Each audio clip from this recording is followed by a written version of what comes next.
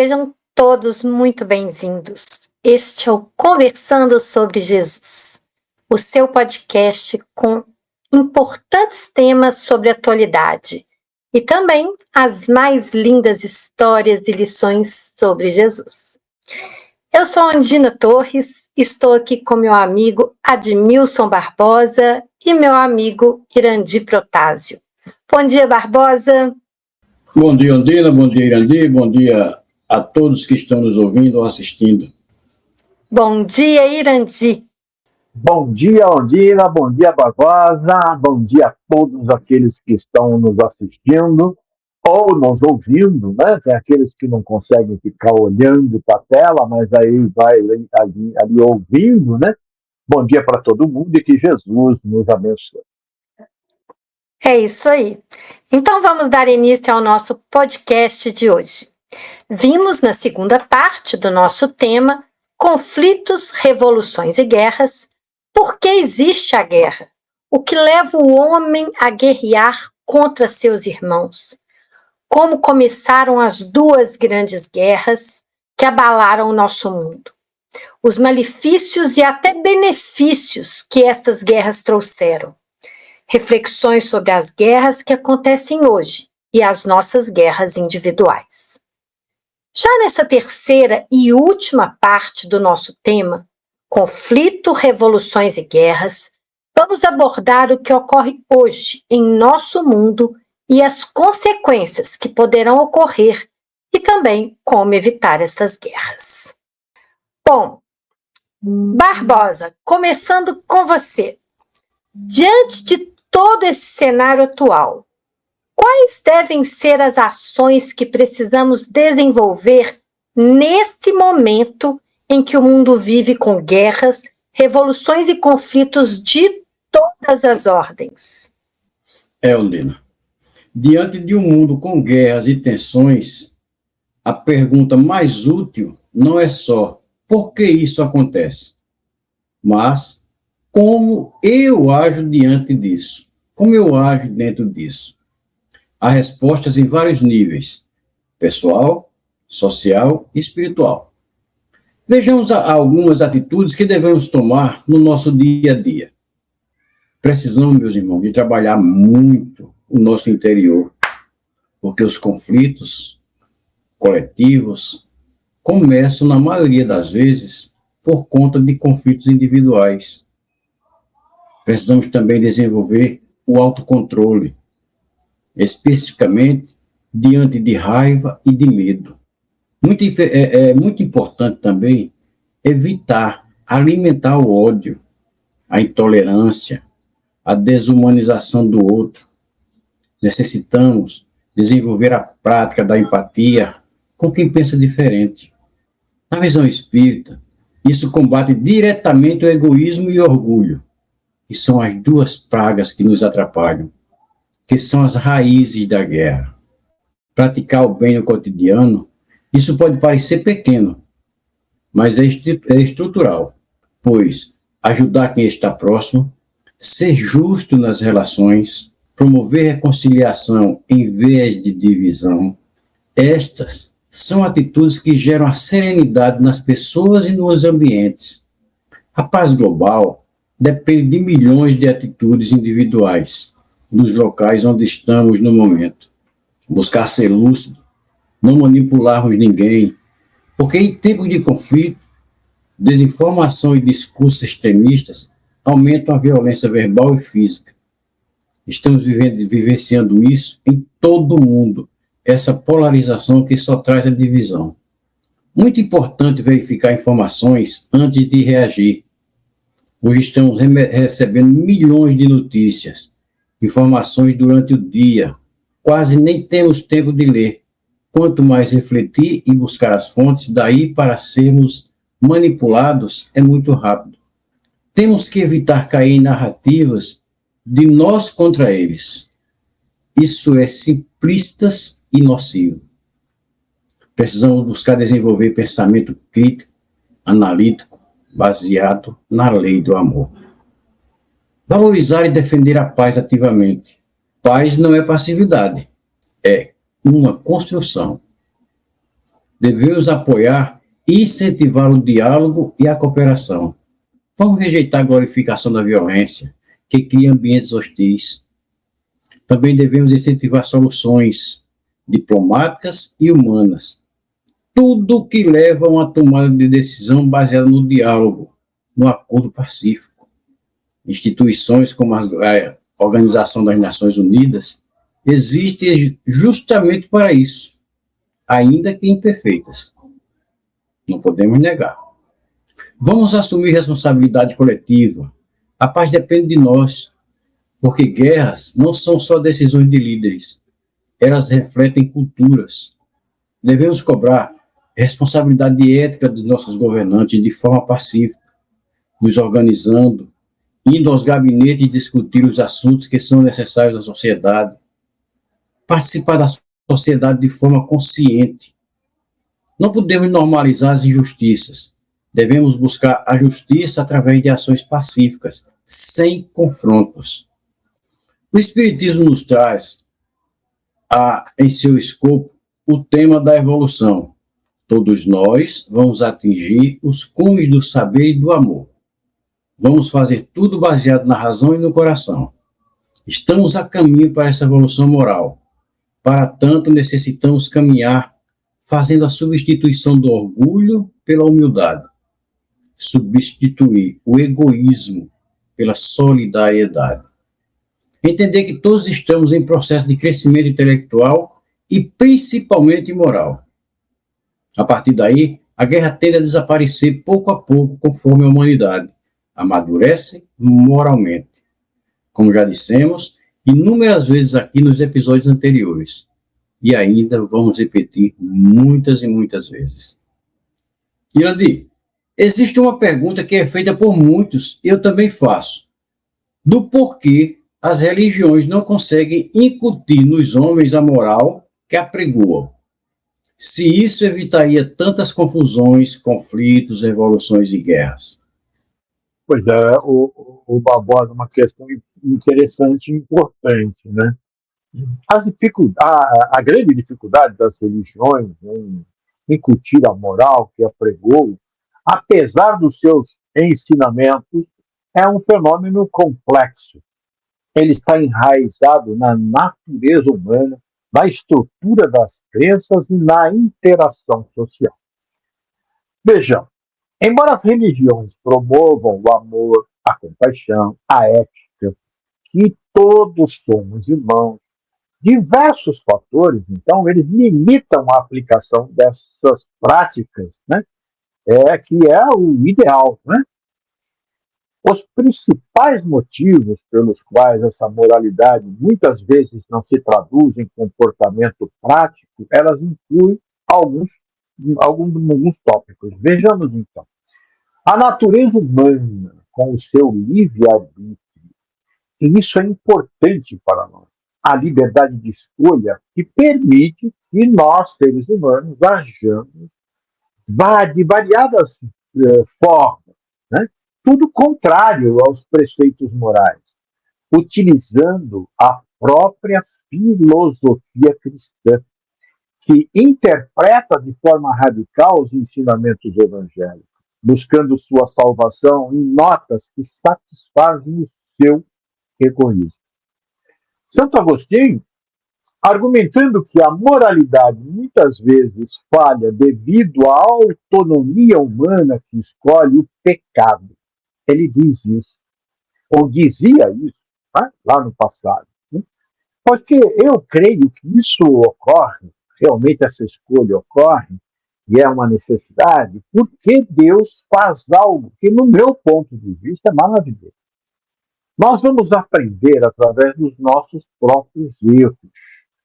Ele nos deu todas as ferramentas e instruções para vivermos no bem.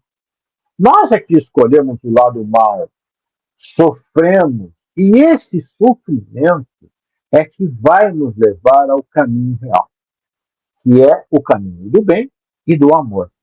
O sofrimento causado a nós mesmos vai nos corrigir. É uma forma belíssima.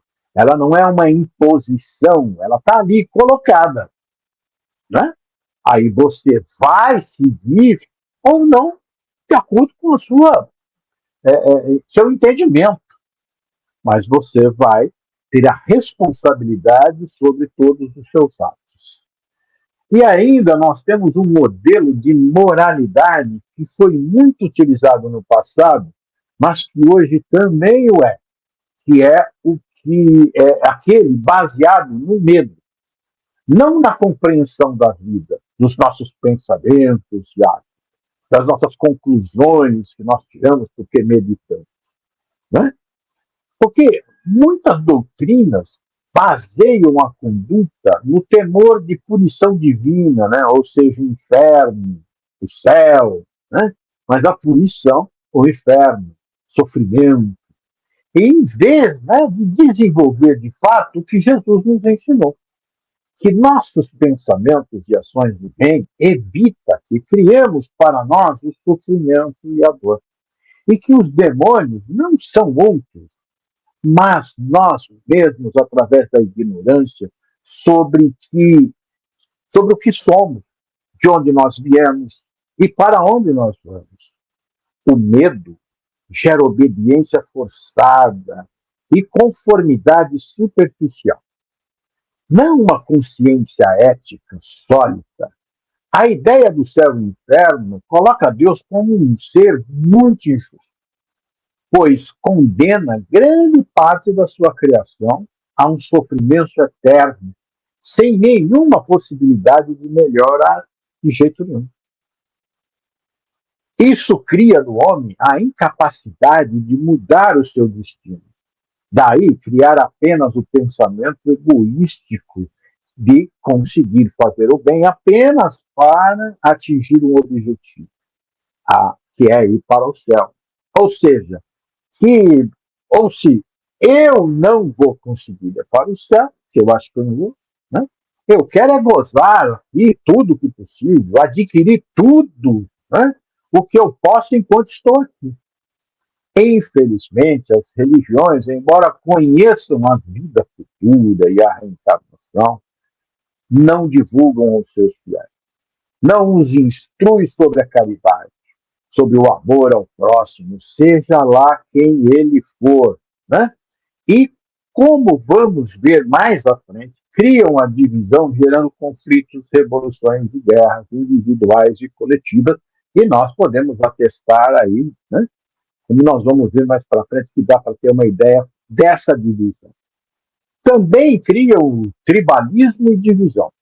São religiões, essas religiões podem criar uma separação entre nós, os crentes de qualquer religião, e eles, infiéis e estranhos das outras religiões que não há mim, incentivando então a desconfiança e até a hostilidade, em vez da empatia universal. É o que observamos durante todos os anos anteriores e agora também. Eu sou católico, evangélico da igreja tal, umbandista, muçulmano, maometano, budista, espiritista, entre outros, que acabam, né, discutindo os mesmos princípios, mas de forma diferente, e achando que tem razão. Que quem tem razão é a minha religião. Mesmo estudando o mesmo livro, a Bíblia, né? A outra não, tem razão. Nós estamos vendo a mesma coisa, mas de forma diferente. O que surge daí? Desunião, conflito, revoluções e guerra entre irmãos. É o que assistimos diariamente em nosso mundo. O Deus é o mesmo, mas o meu conhecimento desse Deus é diferente do seu. Mesmo ele dizendo que devemos amar uns aos outros. É bastante interessante nós pensarmos sobre isso, né? E temos também o conflito entre regras e consciência. Quando a moral é imposta como regra rígida e dogma.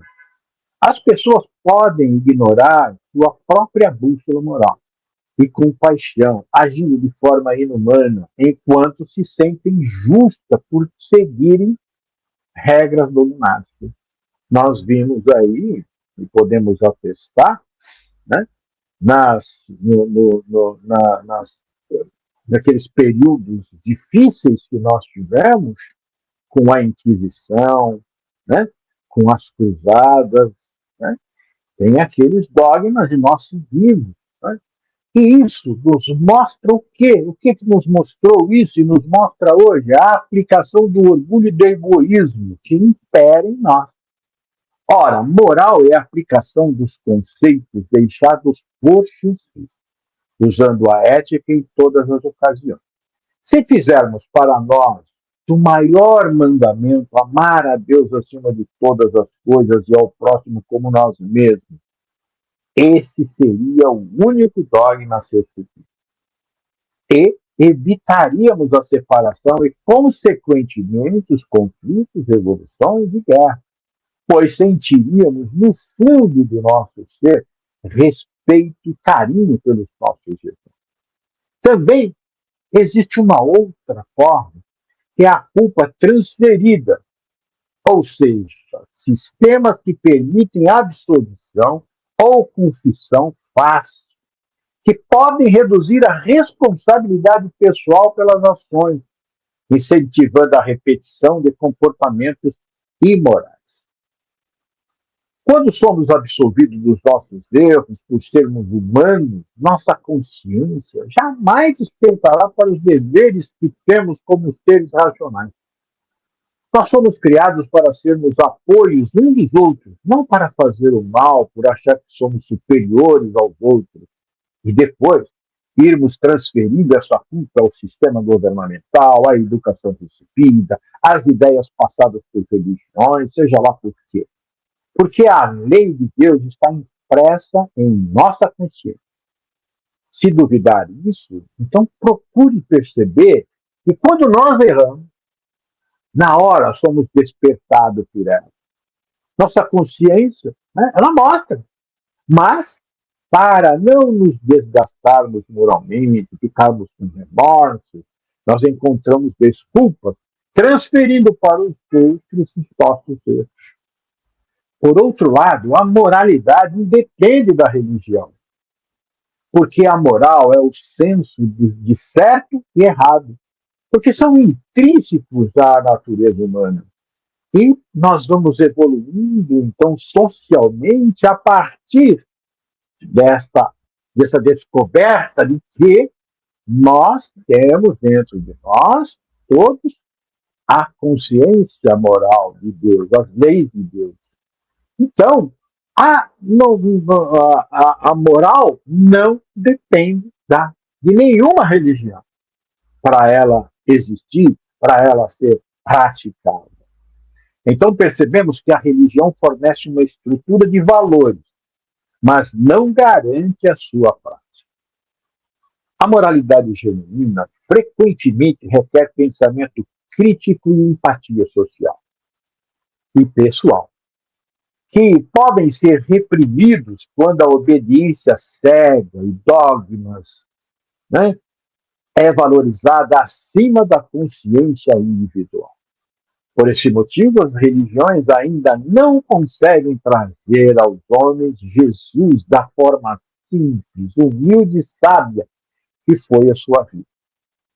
Discutimos a cor dos olhos dele, mas não refletimos sobre os seus belos ensinamentos. Um dia espero que as religiões ensinem o amor, mas que seus principais, ou seja, os seus líderes, amem como Jesus nos amou. Porque, como disse Confúcio, a palavra convence, mas o exemplo arrasta. E dentro desse quadro, vou perguntar para Undina. Porque, mesmo mais moralizados, né, Undina, hoje nós estamos melhores, ainda estamos lidando com o nosso instinto destruidor, que é ainda muito ativo. Atesta isso a nossa raiva, ira, ações violentas, que são praticadas por nós de forma ainda instintiva. Agimos por impulso e, quando caímos em si, já cometemos algo que vamos nos arrepender e amargar por longo tempo. O que devemos fazer para irmos eliminando isso de nós? Meus irmãos, essa pergunta é difícil, porque ainda lidamos muito com esse instinto. E isso faz parte, né, do nosso processo de evolução. O ponto não é culpar, não é se culpar por sentir, mas aprender a lidar com isso. Porque ele não desaparece de uma vez, vai sendo transformado, né? E isso começa com algo bem simples: a consciência. Perceber quando a gente se irrita, quando perde a paciência, quando reage de forma mais dura. Sem negar, mas também sem alimentar. A partir daí vem o esforço da mudança. Respirar antes de responder, pensar antes de agir, tentar se colocar no lugar do outro. São atitudes pequenas, mas que fazem muita diferença. E eu sinto na minha própria vida que estudar a doutrina espírita tem me ajudado muito nisso. Porque aos poucos a gente vai entendendo melhor as causas, as consequências dos nossos atos. E quando a gente começa a compreender, fica mais fácil também compreender o outro. Cada um vai encontrar o seu próprio caminho, o seu jeito de aprender e evoluir. Mas buscar entender, refletir, já é um grande passo. Porque aos poucos, aquilo que antes era um impulso vai se tornando uma escolha. E o que hoje ainda é uma luta vai ficando ainda mais leve com o tempo.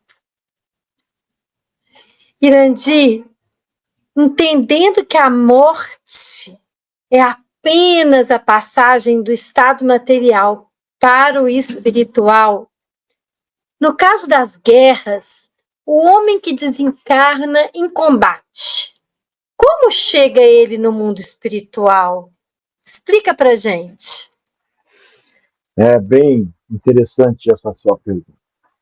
Então, nós aprendemos um dia na doutrina espírita que o homem que desencarna em combate, ele chega lá no mundo espiritual carregando consigo as emoções, os pensamentos e o estado moral que cultivava durante a vida e especificamente no momento da morte. A morte em guerra é considerada uma morte violenta ou traumática, né? O que gera um processo de transição particular. Aqui vou trazer uns pontos principais sobre como ocorre esse retorno, de acordo com a doutrina espírita. Portanto, quando nós desencarnamos, nós entramos num estado de perturbação natural, né? Então, evidentemente, também, esse tipo de perturbação, que quando ele desencarna, ele é menor, né? Porque, devido à natureza violenta e repentina do desencarne, o espírito, muitas vezes, ele fica atordoado e não percebe imediatamente que morreu. Ele pode, inclusive, continuar se sentindo na batalha, agindo por força do hábito ou da raiva, mesmo com o corpo físico inerte, né? Então, o tempo de desligamento, ou seja, a separação total do corpo perispiritual, que é o corpo do espírito, do corpo físico, pode ser mais lenta e demorada, especialmente se a vida for muito materialista ou marcada por intenso ódio. Então, tem alguns exemplos de que o soldado continua, depois de morto, ele é atingido, percebe o tiro, mas como fica atordoado, acorda logo, rápido, e continua lutando no campo de batalha. Né? Não se apercebe, mas porque ele está naquela adrenalina, né? E às vezes com muita raiva, com muito ódio, ou com muito medo também, né? E aí acontece esse tipo de problema, ele não desperta para o que realmente aconteceu. E existe também o processo da consciência e intenções. Então, que vão colaborar para que esse despertar seja mais dificultoso. Né? Por quê? Ele diz que a responsabilidade do espírito, né, ele depende das intenções e sentimentos durante o conflito. Então, soldados forçados a lutar, que agem por dever de proteção, eles recebem o socorro espiritual diferenciado daqueles que sentem prazer em matar. Então, as equipes estão ali. Mas há uma dificuldade de chegar naquele que tem prazer em matar, porque ele está ali envolto em muita raiva, em muito ódio, em muito cinismo. Diferentemente daquele que está ali lutando porque não tem jeito. Né? Ele é forçado. E aí ele morre, ele tem vai ser diferente. Né? Então vamos ver aqui, porque o acolhimento no plano espiritual, ele ocorre da seguinte forma. Lembrando que cada caso é um caso. Não existe assim, uma regra absoluta. Né? Então, quando a gente diz alguma coisa, então é assim que acontece. Em via de regra, sim, mas cada caso é um caso. Né? Nós não podemos dizer que isso acontece com todo mundo. Por quê? Cada morte, segundo os espíritos, ela é diferente uma da outra. E olha que morre muita gente, né? E é tudo diferente. Como cada nascimento é diferente um do outro. Né? Então, vamos ver o seguinte. Mas nós tenhamos a certeza de que a espiritualidade superior, ela atua intensamente nessa situação. Ela está ali para amparar, para receber aqueles que estão desencarnando e também para ajudar aqueles que estão lá, né, vivos. Então temos grupos de resgate que eles amparam, orientam e esclarecem os recém-desencarnados, ajudando-os a superar a confusão mental da morte violenta. E nós temos também um outro caso que é a lei de causa e efeito, que embora a morte violenta traga um sofrimento inicial, o espírito ele é acolhido conforme o seu merecimento. Isso em todos os casos de morte. Né?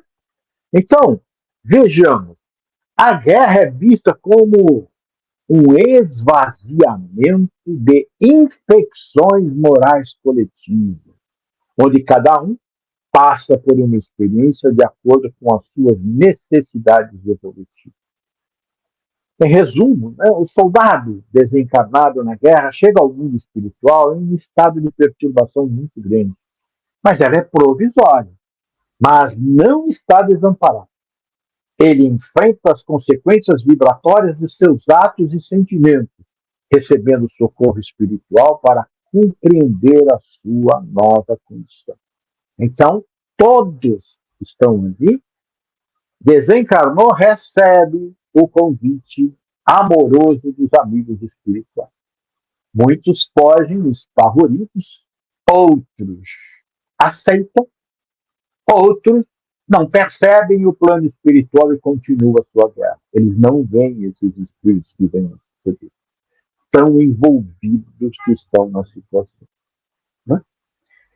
Eu tenho uma pergunta aqui para você de novo, Andina.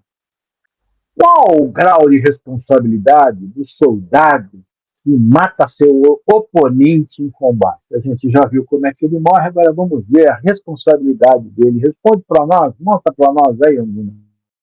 Pois é, Irandi Barbosa, essa questão é muito delicada, né? Porque ela envolve vida, dever e consciência. Pela visão espírita, toda ação tem uma responsabilidade.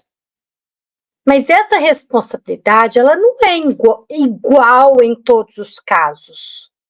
Ela depende da intenção da nossa consciência. e da circunstância em que a pessoa está vivendo.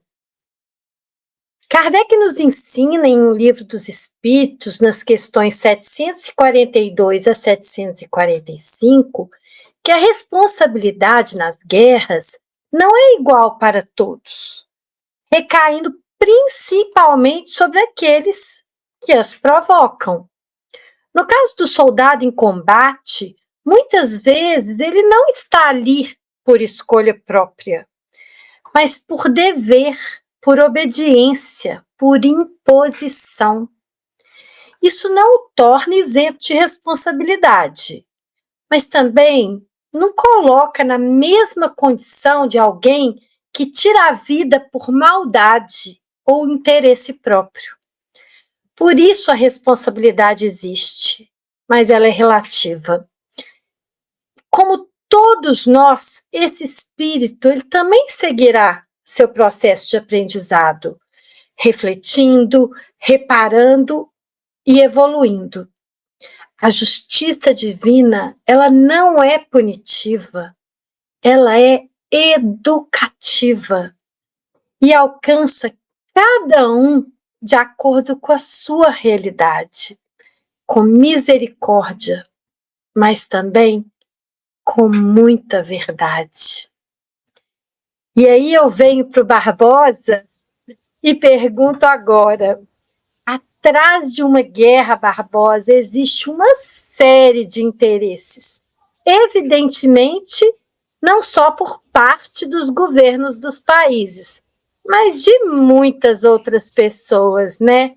O que você pode nos dizer sobre isso? Ondina, você tocou num ponto essencial. Por trás das guerras, existem múltiplos interesses políticos, econômicos, estratégicos, ideológicos. Mas o mais importante elas não acontecem por um único motivo, e por isso também não tem uma única solução simples. Vejamos alguns desses interesses. Interesse dos estados, ou dos governos, né?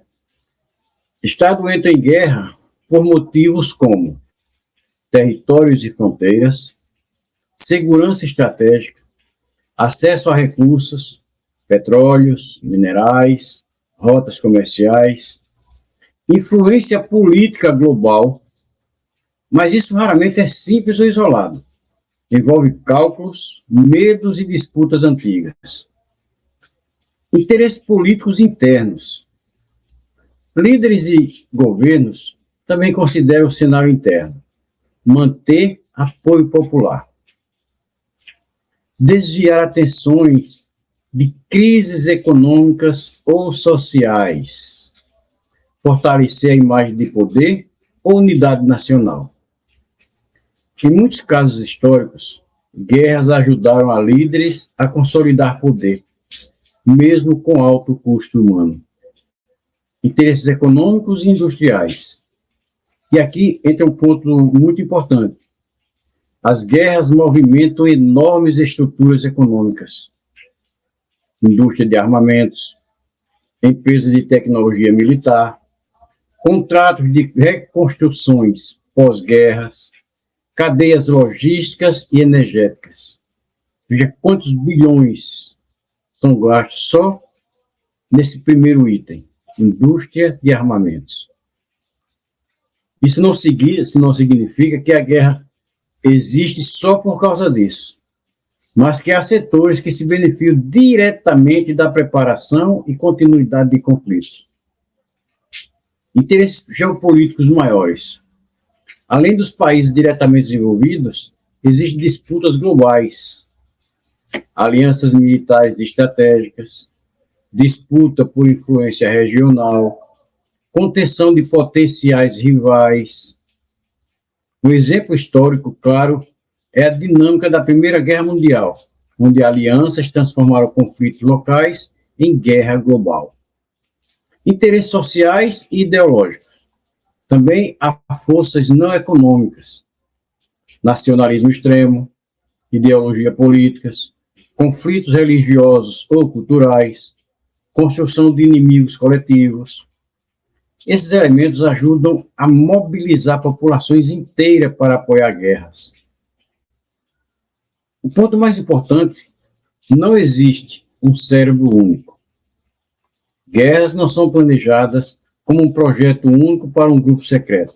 Elas geralmente surgem de decisões acumuladas, incentivos diferentes que se reforçam, erros de cálculo e escaladas progressivas. Ou seja, muitos atores, cada um com seus próprios interesses, acabam empurrando o sistema na direção do conflito. E por que isso importa?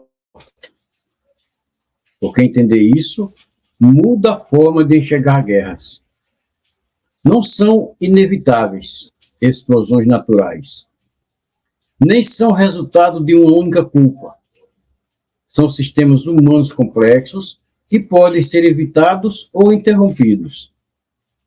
Por isso, instituições como a Organização das Nações Unidas existem para tentar criar freios coletivos a esses interesses conflitantes.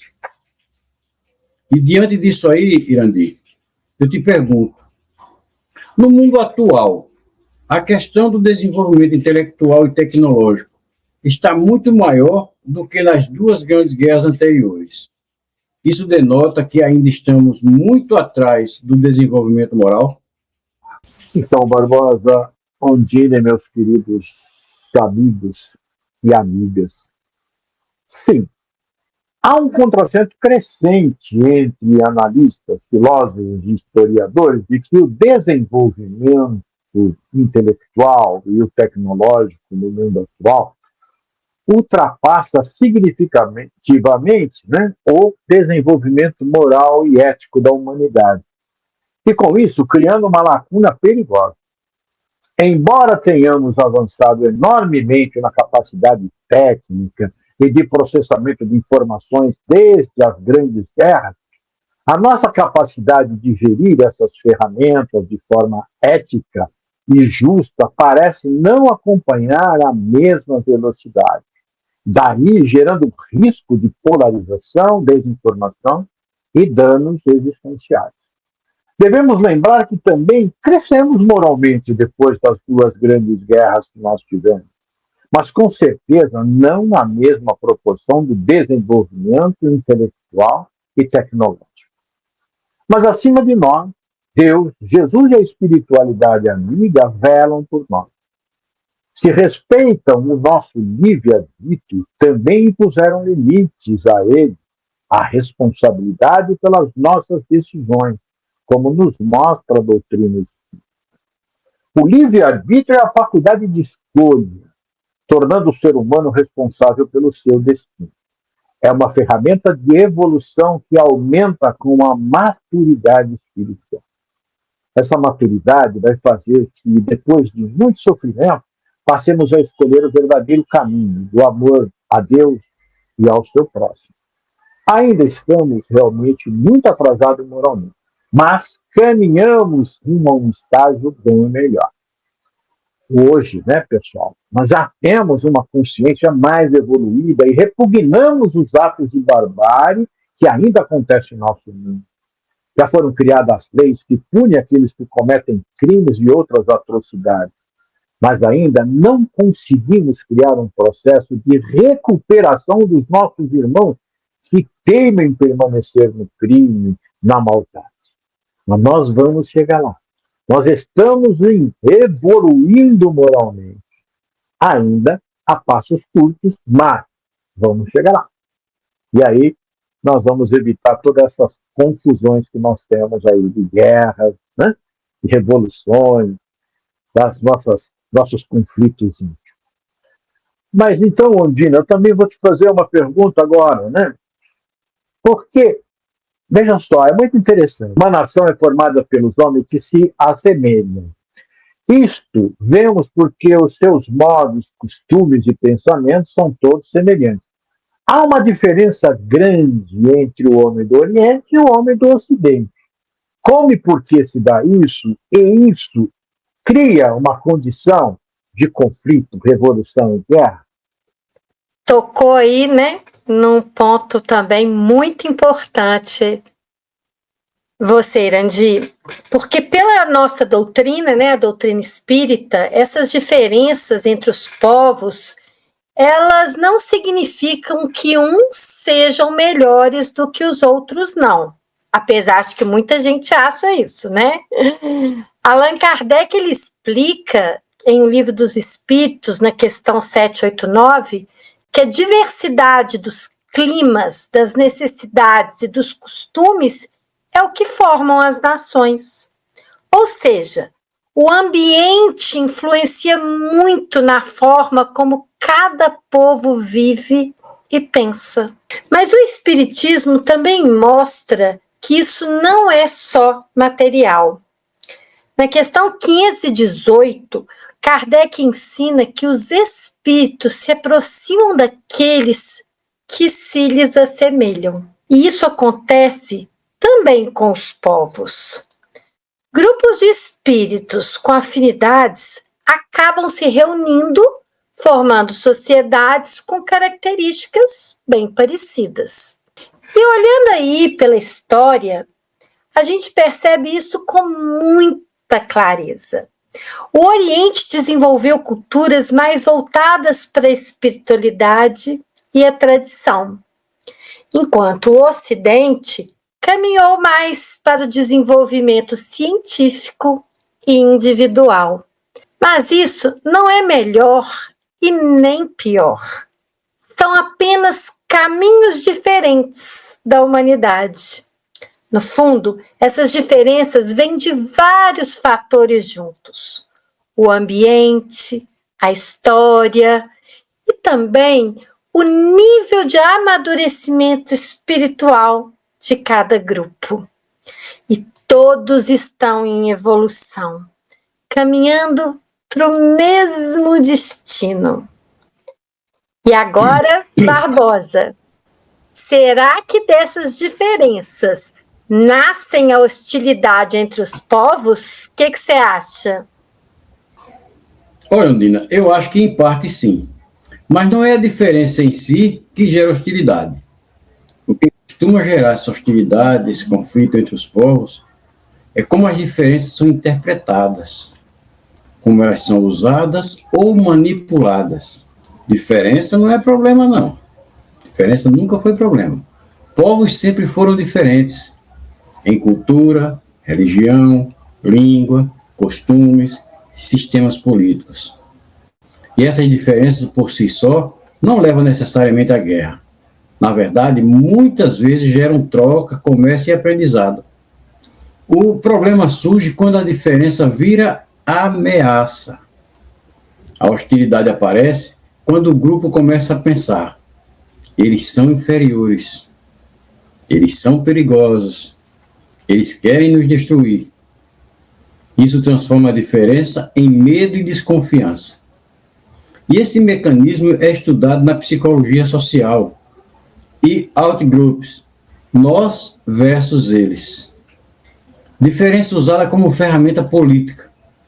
Líderes ou grupos podem explorar diferenças para unir seu próprio povo contra um inimigo comum, justificar poder e expansão. E nós vemos muito isso aí hoje em dia, né? Na atualidade. Desviar a atenção de problemas internos, também vemos muito isso. Assim, a diferença deixa de ser natural e vira instrumento de mobilização para o conflito, fatalmente. História mostra isso claramente. Na Primeira Guerra Mundial, por exemplo, muitos povos europeus tinham diferenças culturais e históricas antigas, mas a guerra não começou só por isso. Ela foi alimentada por alianças, rivalidades políticas e interesses estratégicos. Uma visão mais profunda, inclusive espiritual. Em tradições como o Espiritismo, a ideia central, em obras como as de Allan Kardec, é que todos os povos são irmãos em processo de evolução. A hostilidade nasce mais do orgulho e do egoísmo do que das diferenças em si. O amadurecimento moral leva à cooperação entre diferentes. Daí, vemos que não é a diferença que gera hostilidade, é o medo, a ignorância ou a manipulação das diferenças que transforma a diversidade em conflitos. Infelizmente, nós vemos muito, não é? Essa hostilidade, essa manipulação, né? Esse medo um do outro. E quando nós estamos com medo, o que nós pensamos primeiro é atacar, infelizmente. E aí, Irandir, diante disso aí que eu acabei de expressar, a lei maior pede para amarmos a Deus acima de todas as coisas e ao próximo como a si mesmo. E Jesus complementa dizendo que devemos amar ao próximo como ele nos amou. Diante disso, existe a possibilidade de conseguirmos atingir este estágio em um curto espaço de tempo? Bom, Barbosa, Undine, meus queridos amigos e amigas, essa questão do tempo é relativa, né? Porque para nós, o espaço de 100 anos é longo, mas para Deus é uma fração de segundos. Com certeza, em nosso tempo, aparentemente vai demorar um pouco. Mas iremos sim alcançar esse momento de amarmos uns aos outros, porque é a lei. Né? O nosso planeta Terra passa nesse momento pelo período de transição. Por isso acontecem tantas coisas que aos nossos olhos são muito ruins, catástrofe, né? Mas que, na verdade, é o saneamento necessário para chegarmos ao mundo de regeneração. E nós estamos atravessando este período. Podemos ver que o desenvolvimento intelectual e tecnológico é bastante importante para que, aperfeiçoando-se o homem em sua moralidade, possa viver no mundo melhor. Nos diz a espiritualidade que, mesmo no mundo de regeneração, não estaremos livres do mal, mas ele não terá supremacia sobre o bem, como nós temos hoje.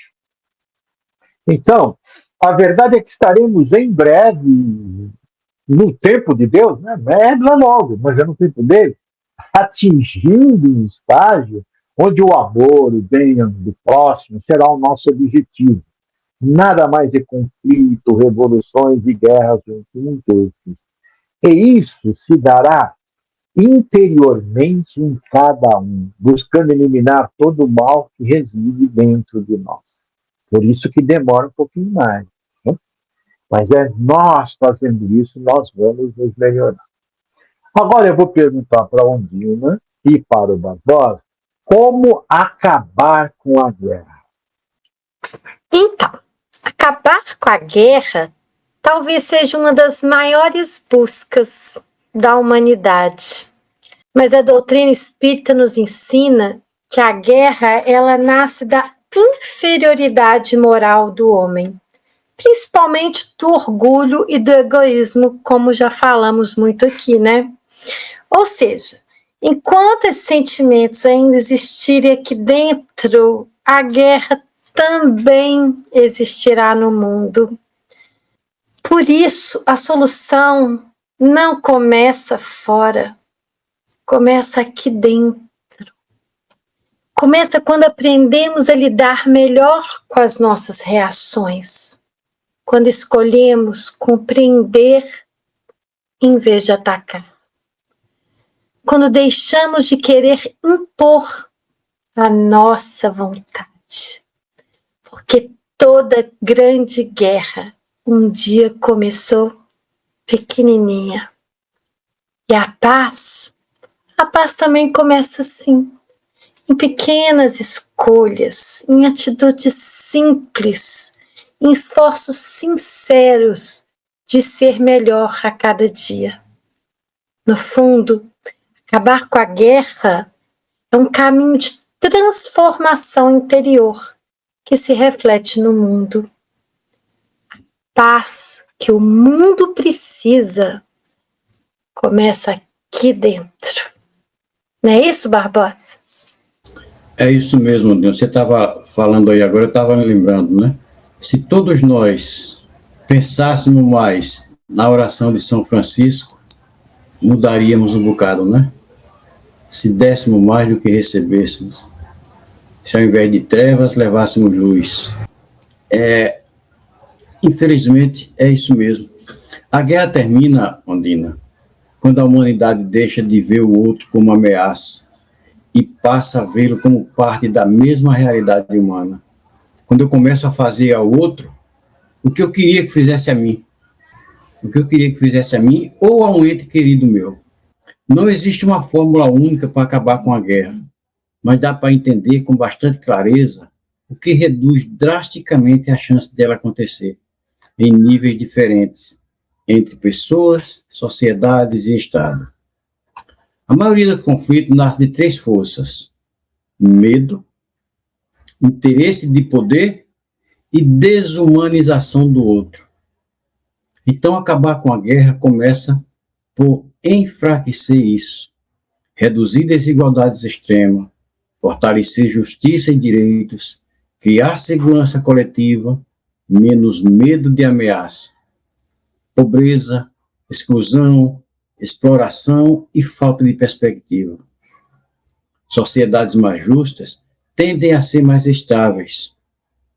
Então, o que precisamos desenvolver não é a força para vencer guerras, mas consciência para não precisar delas.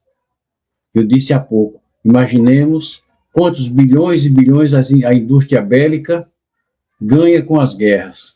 Se usasse esse poderio para fazer a paz, talvez custasse bem menos, né? Para criar modos, criar formas de evitar guerras. Talvez gastassem bem menos. Tivessem mais consciência, mais responsabilidade, mais empatia, mais ética. Que tal seguirmos este guia prático de atitudes no nosso dia a dia? Comece o dia ajustando sua mente antes de entrar no ritmo do mundo. Se pergunte, que tipo de energia eu quero levar hoje? Evite começar o dia consumindo notícias pesadas imediatamente. Isso reduz a ansiedade e evita que você já entre no clima de conflito. Cuidado com o que você fala, principalmente em discussões. Palavras ditas não voltam atrás. Evite responder por impulso. Não humilhe ou desqualifique quem pensa diferente. Prefira entender antes de atacar. Pequenas conversas são minicampos de paz ou guerra. Disciplina com informação. Não compartilhe algo sem checar. Recebi aqui no meu WhatsApp, já vou repassando. Daí de fulano, certeza que ele faz isso mesmo, já vou repassando. Lembremos que a IA existe. Lembremos que os mal intencionados existem. Então, tenhamos cuidado nesses compartilhamentos. Evite conteúdos que alimentam ódio constante. Dê espaço para opiniões equilibradas. Hoje, muita guerra começa com narrativa, não com armas. Pratique micro-atitude de paz. Seja educado, mesmo quando o outro não for. Ajude alguém sem esperar retorno. Resolva conflitos pequenos em vez de ignorar. Isso parece pequeno, mas é o oposto direto da lógica da guerra. Observe seus próprios gatilhos quando sente raiva intensa, desejo de vencer alguém. Eu não vou ficar por baixo, não. Eu tenho que mostrar a ele que eu sou eu, que eu não tenho medo, não, que eu sou isso, sou aquilo. Evite. Vontade de ferir com palavras. Pare e pense. Isso resolve ou piora? Aqui você quebra o ciclo interno que, em escala maior, vira conflito coletivo. Pratique o não alimentar o caos. Nem toda provocação merece resposta. Nem toda discussão precisa ser vencida. Às vezes, recuar é inteligência e não fraqueza. Eu já ouvi dos meus avós, 2 não brigam se um não quer. Para não alimentar o caos, é uma coisa tão simples. Essa semana eu estava num local e uma cidadã começou a brigar com a atendente. E começou a falar alto, daqui a pouco outra pessoa interviu também, já contra a atendente, daqui a pouco já tinha umas 10 contra ela. Ela é acostumada a fazer isso. Isso já foi virando aquele tumulto. De uma só, já estava ali. Quer dizer, alguém alimentou aquilo ali e foi se tornando algo maior. Faça algo útil para alguém, além de você. Apoie causas sociais, mesmo que pequenas. Doe tempo, atenção, recursos. Seja alguém que melhore o ambiente onde está. Exercício diário simples. 2 minutos. 2 minutinhos só. Antes de dormir, reflita. Onde eu reagi mal hoje? Onde eu consegui agir melhor? O que posso ajustar para amanhã? Isso está muito alinhado com a proposta de evolução moral trazida por Jesus, na qual o codificador do Espiritismo, Allan Kardec, trabalhou para que possamos ter uma melhoria contínua, passo a passo. O ponto mais importante é você ter consciência que você não controla guerras no mundo, mas controla se vai reproduzir ou interromper a lógica delas dentro da sua vida. É isso, Barbosa. Esses exercícios aí são muito importantes para todos nós, né? Nós vamos evitar as nossas guerras íntimas. Eu acredito que nós vamos caminhando para terminarmos esses conflitos, revoluções de guerra, quando nós reconhecermos Deus como nosso Pai de amor e misericórdia.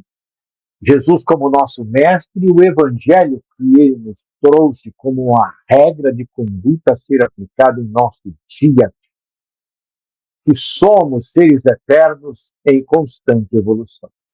Amando-nos uns aos outros, né? Neste momento, será a destruição do orgulho e do egoísmo, e a implantação da humildade e da caridade. É com você, Ondiana. É isso. Com essas reflexões, falando sobre conflitos, revoluções e principalmente guerras, podemos aprender que só seguindo o evangelho que Jesus nos trouxe, vamos aprender a amar e a apagar essas páginas tão tristes que auxiliamos a escrever, que são os conflitos, revoluções e as guerras. Oxalá que possamos trabalhar os nossos pensamentos e atos para que tudo isso aconteça o mais breve possível. E assim, chegamos ao final do nosso podcast Conversando sobre Jesus. Felizes por termos abordado um tema de singular importância e que, com certeza, trouxe muitas reflexões sobre nossa ação aqui no planeta Terra. Vamos aproveitar e dizer sim a Jesus no dia de hoje, nos levantar e segui-lo de corpo e alma, eliminando essa chaga da humanidade. E vamos agora às nossas considerações finais. Barbosa, passo a palavra para você. Oi, Andina, chegamos ao final, né, do nosso terceiro episódio. Que bom que podemos levar isso para os nossos ouvintes, os nossos telespectadores, no YouTube, no Spotify, em todas as redes sociais. E eu gostaria de me despedir dizendo uma frase de Joana de Ângeles, que eu amo essa frase que veio dela. Se nós pararmos para enxugar a lágrima do irmão, nunca teremos tempo para chorar. Então, vamos colocar isso em nosso coração. Vamos pensar nos nossos irmãos. Vamos partir do princípio de que somos realmente irmãos. A todos, um bom dia e que Deus nos abençoe. Irandi, é com você. Obrigada, Barbosa. Bom, eu estou muito feliz, sabe?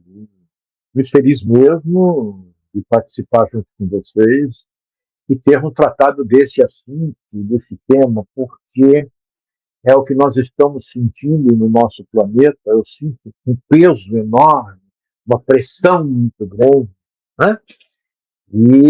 E a gente necessita falar sobre os nossos conflitos, sobre os conflitos do mundo, sobre as revoluções que estão acontecendo e sobre as guerras. E eu fiquei feliz porque nós abordamos, desde o primeiro episódio, até agora, aspectos muito importantes, e também nós trouxemos algumas sugestões, né, de como nós podemos fazer. Mas a principal delas é que a guerra começa dentro de mim. Então eu preciso pacificar o meu ser, e eu preciso evoluir. Eu não posso continuar nesse sofrimento em que o mundo está envolto, mas eu não quero evoluir se as pessoas também não evoluem.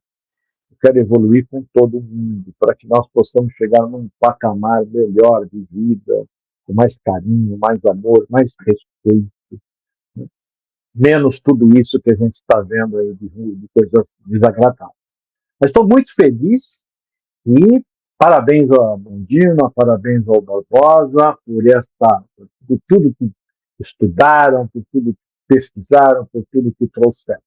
Claro que nós não trouxemos aqui a solução para os problemas do mundo, mas nós trouxemos uma reflexão muito séria, os motivos muito sérios pelos quais ocorrem as guerras, né?